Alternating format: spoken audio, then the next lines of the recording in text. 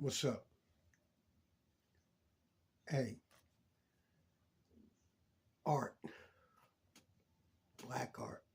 When we talk about black art, we often hear the history of the Harlem Renaissance. And you hear things like the new Negro. Uh, you hear things like Harlem Renaissance. And a lot of those black artists that came out of the Harlem Renaissance, you hear names like Archibald J. Motley. Um, you hear Jacob Lawrence.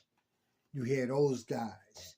And the reason they were major at that time during the 1920s, the 30s, into the 40s, is because they captured the essence of blackness. They captured the essence of what it meant to be black walking down the streets of Harlem, what it meant to be black coming up from the South into the migration in New York.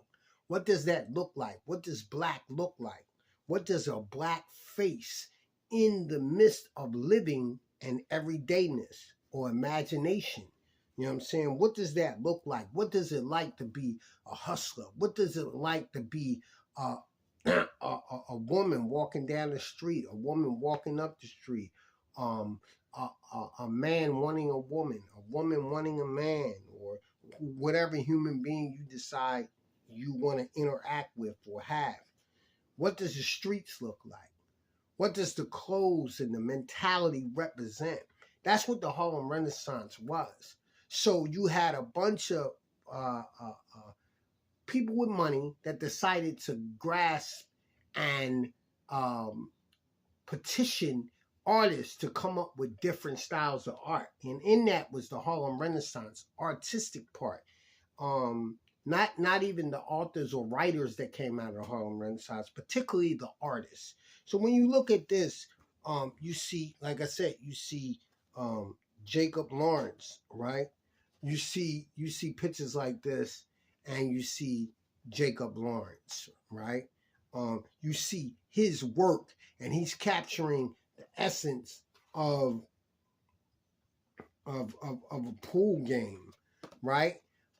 So now that we've moved up and we're into the 2020 and 1996, we up into a hip hop era.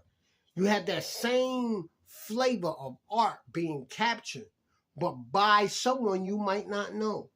Emerj knows how to capture that same essence as Archibald J. Motley or Jacob Lawrence, right? He captures that same thing, but Ernie Barnes, when you see Good Times and you see the stretched out people, the basketball, and they jamming.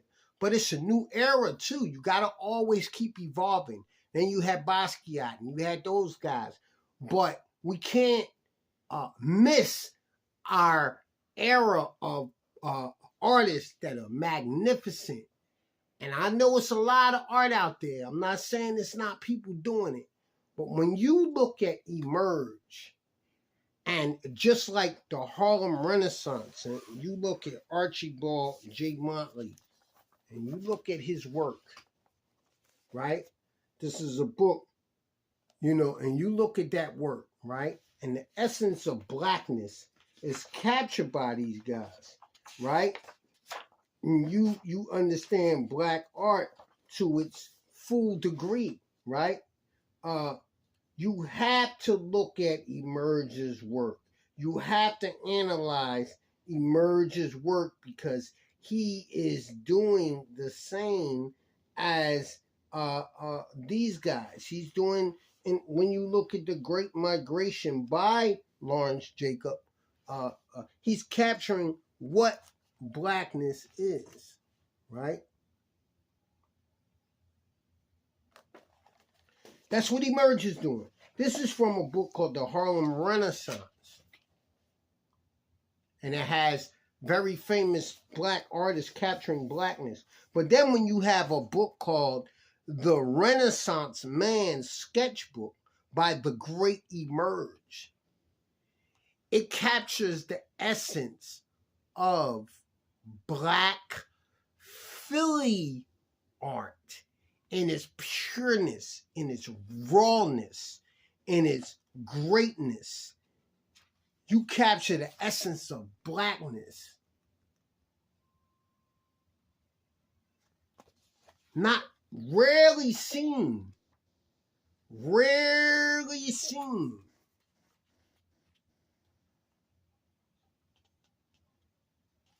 You're capturing true Blackness, true in-depth, deep level street art. This book, The Renaissance Man's Sketchbook by the Gr8 Emirj, is art that you're not going, you can't wait till MoMA says this is great.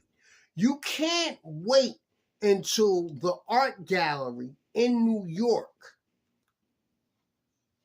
at the Metropolitan Museum say Emirj is magnificent, capturing street art unlike any artist you've ever seen in your life. Hip hop is the essence of what Black African American men and women, boy and girl, was doing at a major time. Emirj captures the in-depthness of that, not just through fashion and the features he used, but the mentality in how they grab, how their hands touch things, how their clothes are worn, how the boots and the feet stand in such a way. This is a hip-hop jewel. I'm telling you. Don't sleep on this raw, dope Philly art captured by one of the greatest artists of your time. I'm telling you. My brother and me, we came up as artists. My other brothers came up as artists because we watched my father every single day draw at the art table, draw art and do art for our schools, our ghetto schools that we went to. We watched our father get petitioned to be the ghetto artist of the school. Not the ghetto artist, I'm making up that name. But he got petitioned to do that, commissioned to do that. We watched him at his table. We watched him while he was doing art for the Muhammad Speaks, right? And the Nation of Islam. I watched him do art, take the ink pen. We got lessons, true lessons. I went to art school all my life.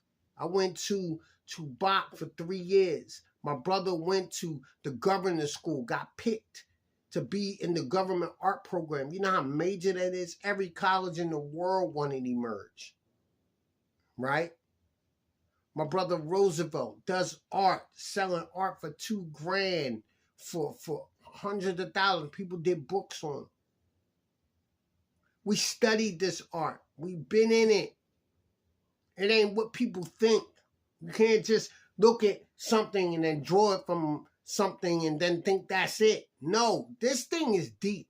It's observation of the essence of Black people in their poorest, in their riches, in their mediocrity, in their streetness, in their drunkenness, in their richness, in they get money, in their plainness, in their girliness, in their slutness, in their richness. This is what real deep Philly art looks like. The Renaissance Man's Sketchbook by the Gr8 Emirj.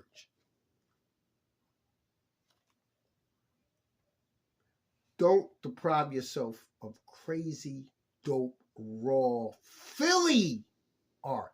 Philly, that's key. You see the essence through this. Real talk, baby.